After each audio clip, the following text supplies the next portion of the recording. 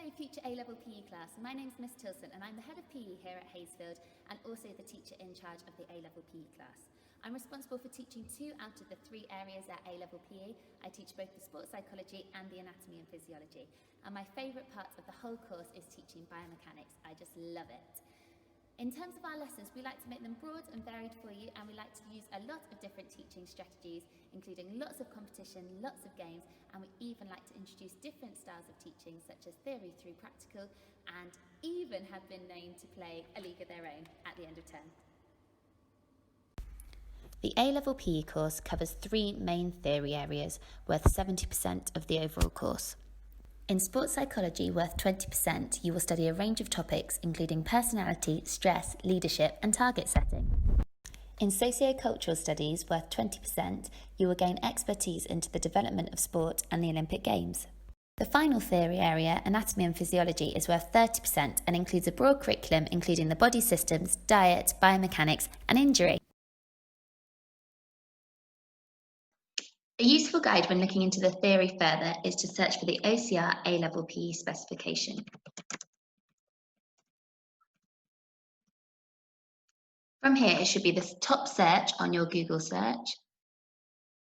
And once into the website, it's worth double checking the series, so you should be looking for Physical Education H555 Teaching from 2016. Here you will be able to find the full specification, Guide to Non-Examined Assessment, that's the practical element, and specification at a glance. Looking at specification at a glance to start off with, you'll be able to see the contribution that each exam makes, as mentioned previously, the duration of the exam, the overall marks awarded, and the weighting given. Here you will notice that physical factors, the anatomy and physiology element of the course, is worth slightly more than the other 2 theory areas. From here, you can download the full A-level specification to see the full course content and any of the details required too. Each section is split clearly, identifying the topic and the content involved. Here it might be useful to look through and notice the already GCSE links that you have and the new content that you will be developing too. Please don't worry if this seems like a lot, and please don't feel the need to print this. We provide you with a handbook with all of the support that you will need to guide you through the 2 years of the course.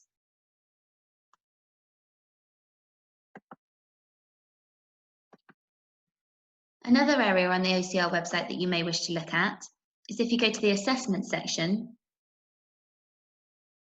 As students, you will have access to question papers from June 2018. Here it may be useful to look at the style of questions that you will be awarded at A-level and some of the mark schemes for those too. In addition to the theory work, you will also be assessed in your practical performance in a similar way that you were at GCSE.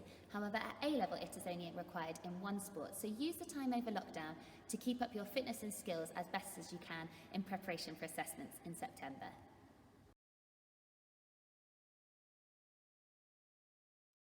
If we were then to look at the practical in more detail, again like the theory, we would search for OCR A-level PE. In Google, it would be our top Google search, and we are just double checking that the series is H555, Teaching from 2016. The first thing I'd like to bring your attention to first is specification at a glance. So if you check this out, you'll notice that the final 30% of the contribution to the course comes from performance in physical education. This is worth 60 marks. 30 marks come from your physical performance as either a coach or a performer, and 30 marks come from your oral response, which we call the EAPI talk. You will notice that this mark has an asterisk next to it because it gets scaled up to a mark of 90 to make the 30% contribution. Therefore, each mark you gain is worth 1.5 marks. So it's really important that you work as hard as possible, particularly over the summer, to increase your fitness, to produce your best performance in this area of the course. The next element I would like us to move on to is the Guide to Non-Examined Assessment. This will be the full specification for the practical element of the course. It's rather lengthy, so I'm going to guide you through it and you can search using the numbers at the top to get yourself to the right part of the course. The first part, if we move to page 13, is the assessment for practical activities. In a similar way to GCSE, this is banded, so from band 0 at the bottom, or level 0, going to level 6 at the top, being the highest mark you can receive. There are various different assessment criteria.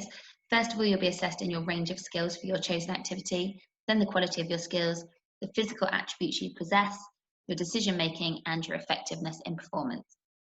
This then forms a best fit mark, and it's important to note that at full assessment in year 13, this will be in a full context performance with some progressive practices too.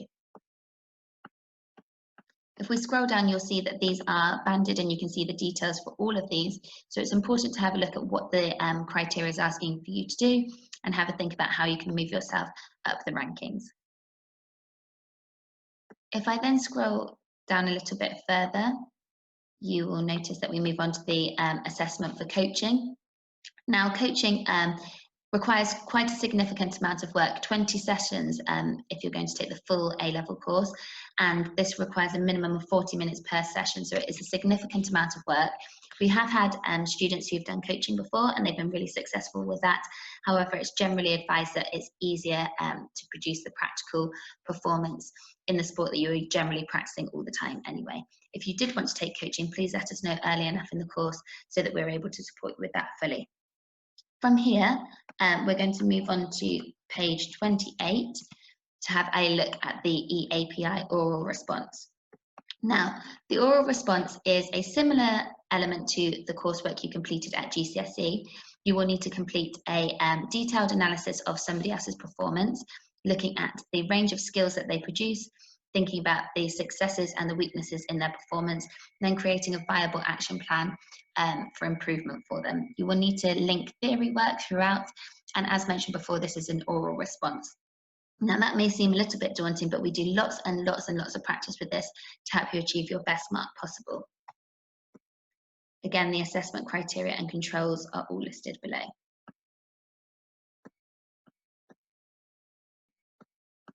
The moderation process for A-level PE is a cluster moderation, so you'll be invited to moderation with other schools, with the external moderator in a similar way at GCSE, and we require filmed evidence for all activities. So it's really important for any matches or skill development work that you do within your sport, it's really important that that gets filmed.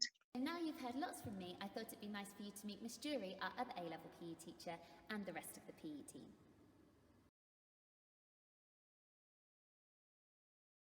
Hi, I'm Miss Jury and I teach Social Cultural Studies on the A-Level PE course.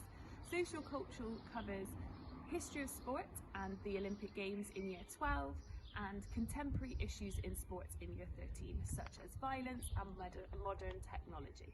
My favourite topic to teach is the history of the Olympic Games. I'm looking forward to teaching you in September. Have a nice summer. Hi, my name's Mrs White and I'm a member of the PE A-level teaching team. My favourite topic to teach is sports psychology. Hi, my name's Miss Jeffries. Hi, my name is Mrs Hodkinson. My name is Mrs Bryan. As the rest of the PE team might not teach you for your A-level PE lessons, they are always happy to help out and support your PE needs.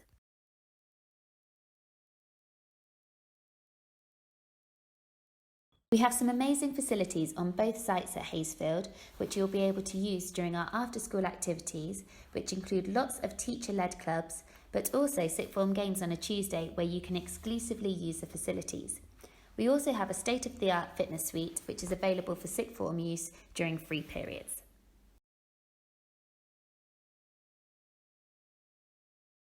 In addition to your academic A-level PE studies, there are loads of ways in which you can get involved in sports at Hayesfield, from fixtures, after-school clubs and leadership opportunities. If there's something you really want to get involved with, please let us know, as we would love to support you with this.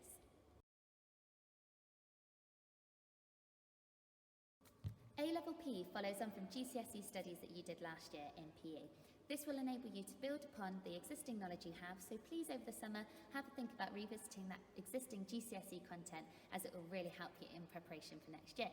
As mentioned before, as much as you can do in terms of your practical and developing your fitness and your skill level, that will really help to boost your practical grades next year. In preparation, you might wish to buy a A-level PE course textbook. They've combined the textbook into one book now, so you can find that available on Amazon, but if not, this is the Year 1 book, the Year 2 book, and the revision study guide. I'm really sad that I haven't had the opportunity to meet you in person and to deliver a transition lesson for you, which I know we would have really enjoyed together. It has been lovely, however, to read all of the fantastic projects that you have been sending in and hearing some of your messages. Have a lovely, lovely summer. Stay safe, stay well, and I'm really looking forward to teaching you in September.